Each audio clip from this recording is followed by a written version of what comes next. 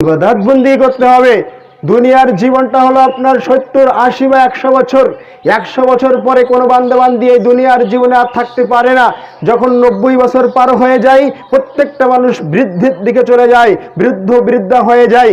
এজন্য যুবক বয়সের ইবাদত কবুল হয়ে যায়, এই ইবাদত বেশি কবুল হয়। আর চুপ থাকা, যে কোনো ক্ষেত্রে একটু চুপ থাকা, নীরবতা পালন করা হলো পরিশ্রমহীন ইবাদত।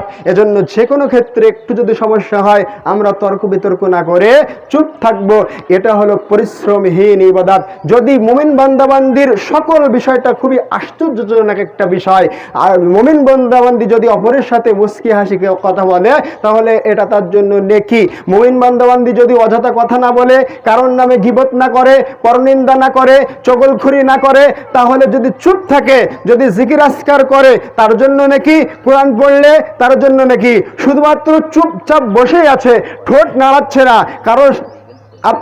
কারণ নামে গীবত করলো না, যে কোনো জায়গায় যে কোনো ক্ষেত্রে, মোড়ে ঘাটে গিয়ে, পুকুরে গিয়ে, তাহলে সে যদি চুপচাপ থাকে, সে যদি তার পরিশ্রম মানে চুপ থাকলো, তার জন্য ইবাদত, তার জন্য নেকি। বলেন সুবহানাল্লাহ।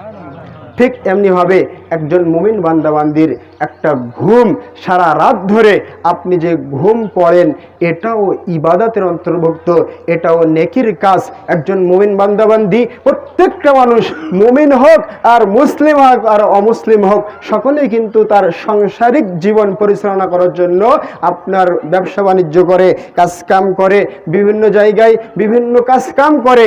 এই প্রত্যেকটা মানুষের কাজকামকে যদি নিয়ত করে যে আমি নিয়ত করছি আমার এই ইনকাম, আমার পরিশ্রম, আমার ফ্যামিলির মুখে হালাল রুজি তুলে দেব, বৈধ খাদ্য খাবারের জন্য আমি পরিশ্রম করছি, এই নিয়ত, বিশুদ্ধ নিয়ত যদি, সংকল্প যদি থাকে, তাহলে আপনার ওই ব্যক্তি সারাদিন গাড়ি চালালো, ওই ব্যক্তি সারাদিন শিক্ষকতা করলো, ওই ব্যক্তি সারাদিন আপনার মাঠে ঘাটে পরিশ্রম করলো, ওই ব্যক্তি অন্যান্য কাজ কাম করলো, তাহলে সে ব্যক্তি আপনার সারাদিন ইবাদতের মধ্যে থাকলো। বলেন সুবহানাল্লাহ। এগুলো সবই ইবাদত। মুমিন বান্দাবান্দির সকল ভালো কাজ হলো ইবাদতের অন্তর্ভুক্ত, এবং প্রত্যেকটি ভালো আমলের নেকি 10 গুণ 10 করে নেকি দেওয়া হয়। আর এজন্য ভাইরা আমার, প্রত্যেকটা ভালো আমল আমরা করব।